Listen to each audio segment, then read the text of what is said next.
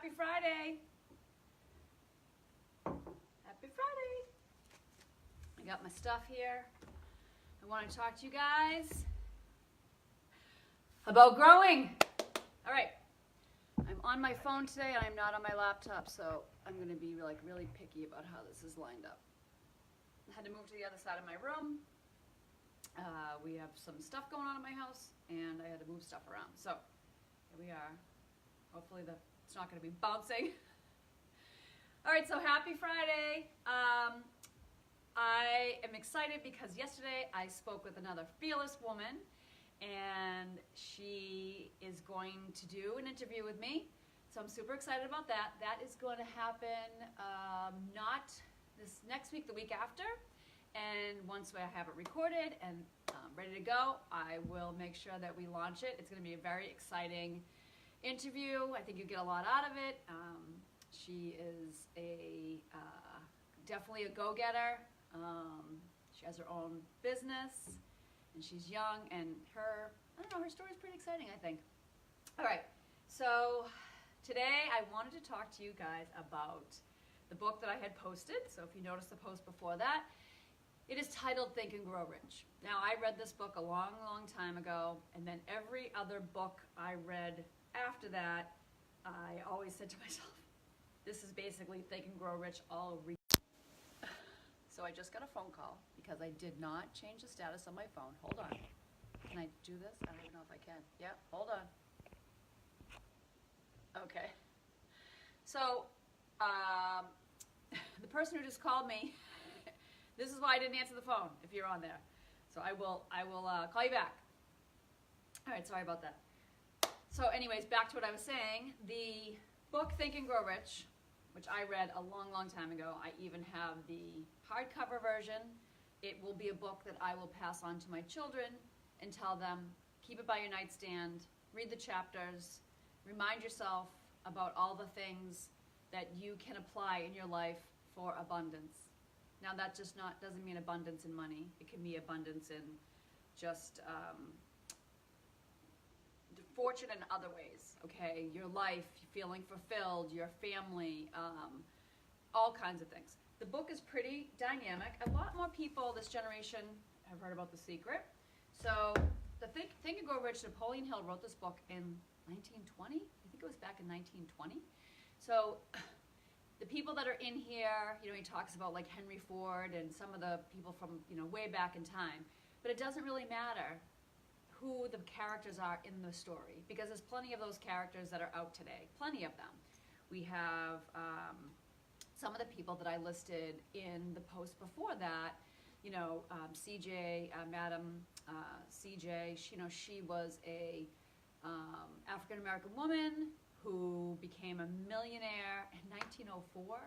Well, her wealth when she passed away was $600,000, which in today's standards, listen, it's like millions, right? Multi-millions. I posted named Dean Kamen, right? So these are people you don't know, but this is the same principles. Dean Kamen happens to be an inventor from New Hampshire, very unique individual. His worth is like $500 million. But there's also a lot of other very, I want to say normal, everyday people who have carved out somewhat of a successful life based on principles. Just based on principles. They follow a philosophy and they follow principles, and depending on what they do with it and how far they take it, okay, is the end result. And if you read this, it doesn't, everybody that has a terrible background or a terrible upbringing or a bad experience in their life, if they stick by these principles, they still have the ability to achieve wonderful, fulfilling lives and great success. The book goes into all different chapters. The first one is desire, which we're going to talk about that today. But the other chapters also talk about faith and, believe it or not, intuition. I mean, this is written back in the 1920s, and he talks about intuition and following your gut. It's so interesting. So for those of you who don't know about this book, who've never heard of this book, because you're never going to hear about it at school, every kid who graduates high school should read this book, okay? It's a principle book, and it really has a lot of great reminders in it. So, okay, keep it by your bedside, or, download it on Kindle, or, Amazon Books, whatever you want to do. But I like the hard copy because I like just picking it up every now and then and reading some chapters from it. So from this book stemmed all the other self-help books. If you ever do read this front to back, you will realize that The Secret is basically Think and Grow Rich regurgitated. The only thing that I find that is different about these two is one of the chapters that's in here that is very much emphasized is hold on, I just want to make sure I say it the right way, is specialized knowledge. So he does really get in, what did you say, Nicole? So funny, I heard about this book and I want to get it, but there's a few different versions. Can I read the rest? Hold on.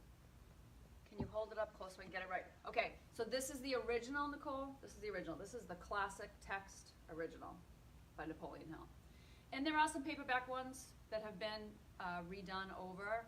You can even, believe it or not, go on YouTube and listen to Napoleon Hill himself read the entire book. So if you actually want to read it from the guy, the only problem is he has a very, very, very quirky voice. It's very pitchy, and so he's hard to listen to, the actual Napoleon Hill guy. And it's hours and hours long. But it's worth it. So again, The Secret tends to be more about law of attraction, and what you focus on comes back, and believing that there was this old secret back in the day. They pull out the scroll, and this is what all the multi-million dollar one percenters all believe, and all that kind of stuff. So it's great because it has some of the same belief principles as this. However, this to me is a little bit more realistic. It is a little bit more realistic because it does talk about you have to have specialized knowledge. You have to have something that you are really, really, really, really good at, and 100% focus on that thing that you're really good at. Instead of trying to be a jack of all trades, you figure out in life what you're really good at it, and you blaze that, right? That's it. You just do it very well all the time. There's one person's name that I put on hashtag on the post below when I said I was going to talk about this book, is Joe Adis. I want to say Adis, A-D-E-S, I think was his last name.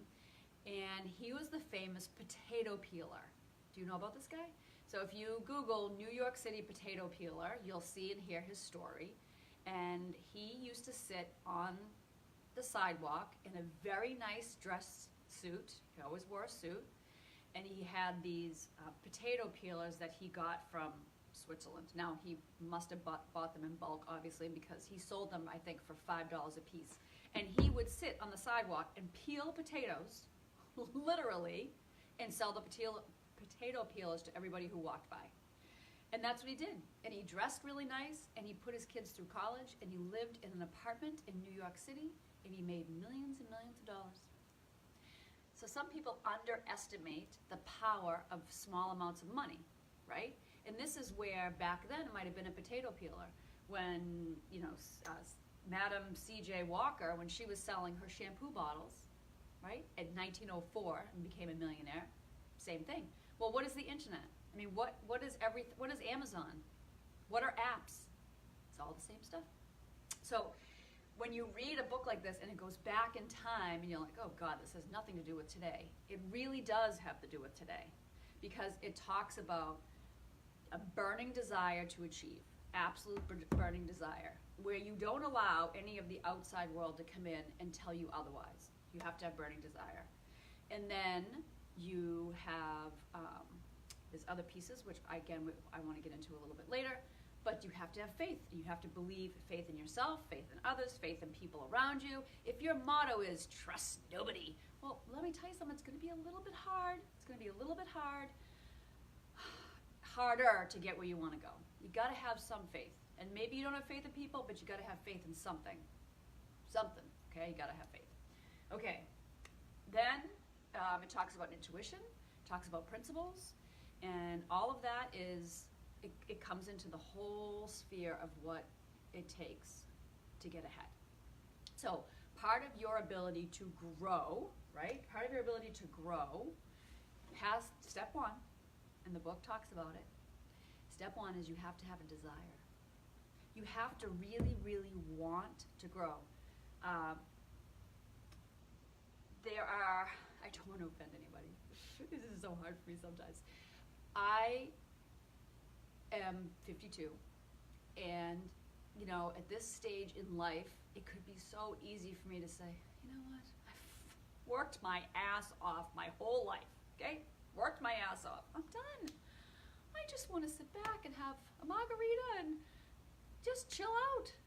Problem is I have a burning desire. I do. I have a burning desire to help people, sometimes too much. It's gotten me in trouble. This is my burning desire. Even though my other business helps put food on the table for my family, one of the things that I said that I wanted to do was help people.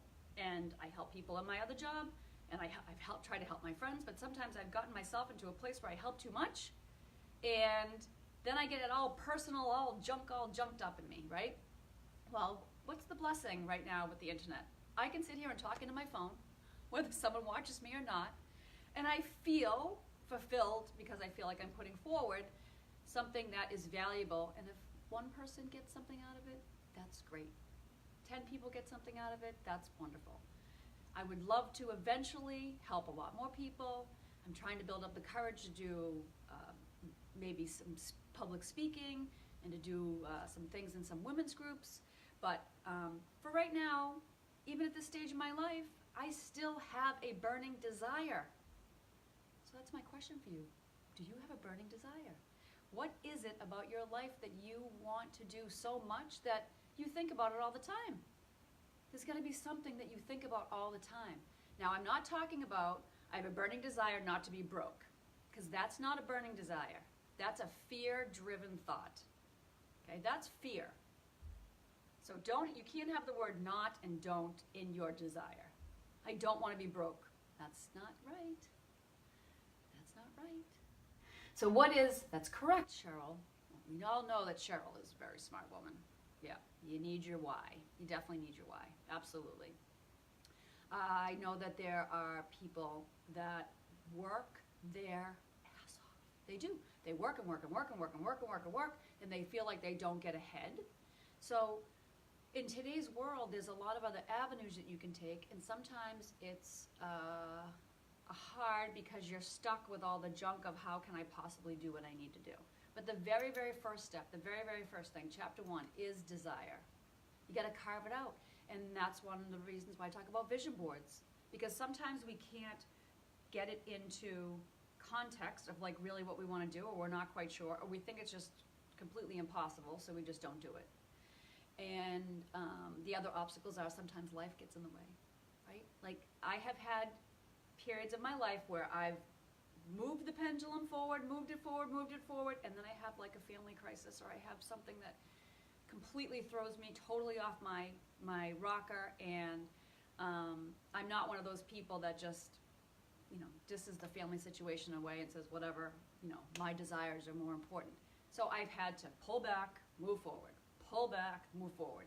But the key is that once you know, oh, hi, Nicole. Good morning. So we're talking about Think and Grow Rich by Napoleon Hill.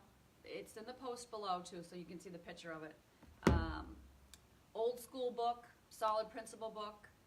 It is the book that all the other self-improvement books have stemmed off of. This is the grandbaby. The granddaddy, I should say, of all books. That's where it came from. So, when I was knocked off my rocker, because that's what happens in life. Life comes along and knocks you off your rocker. When you know what you want, or you have your desire, or you have that vision board on your wall, when you come back to the place where you can move forward, it's still there. You're like, hey, I'm still going to go to the Caribbean, and I'm still going to help people, and I'm still going to do projects in my house that I said I wanted to do, and I'm still going to help people who I work with every day. And I'm going to do that stuff. And while all this is happening, right, and the world's going fast, right, I have the desire, I have that vision in front of me. And I try really hard to surround myself with people who are positive and upbeat, and they also have a burning desire to be a better person, a better human. They want to have things in their life that are happy, and they help other people rise. This is a little bit hard to say, but I'm going to say it because that's how I am. Because you can't really be fearless if you're not speaking your truth, okay?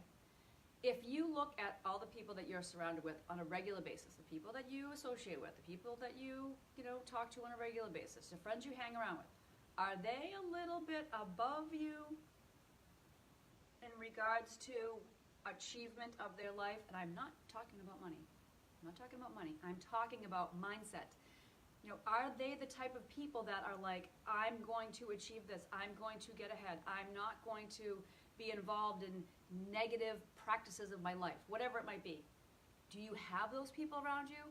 Or do you have people that are kind of like, not dragging down people, but people that just don't want to do anything different? They just want to get up, do their job, go home, crack a beer, watch Family Feud. I'm asking you this out of pure honesty. The people that you're socializing with every day, they have an energetic effect on you. That's just the reality. They do. To me, it's just like Mercury retrograde or the full moon. So if you have people around you that they are doing the stuff that you really don't want to be doing, in the back of your mind, you're like, no, I really shouldn't be doing this. Maybe I should be doing something else with my life. And look around, because you're going to have that same vibration is going to associate with you. So I'm not going to go on too long. For those of you who want to grab the book, again, this is old school. It has not changed since 1920. It's the same guiding principles. And it doesn't matter about where you came from. It doesn't matter where you're going. It just matters about what you want to do and what you want to achieve. This small, this big, your happiness level is your happiness level. I don't want you to be like me. I don't want you to be like your next door neighbor. I want you to be happy with yourself and say, I just get up every day and I love my life. So if there's stuff that's missing or there's something else that you want to achieve that's a little bit greater or a little bit bigger or a little bit better, guiding principles. Happy Friday. See you tomorrow.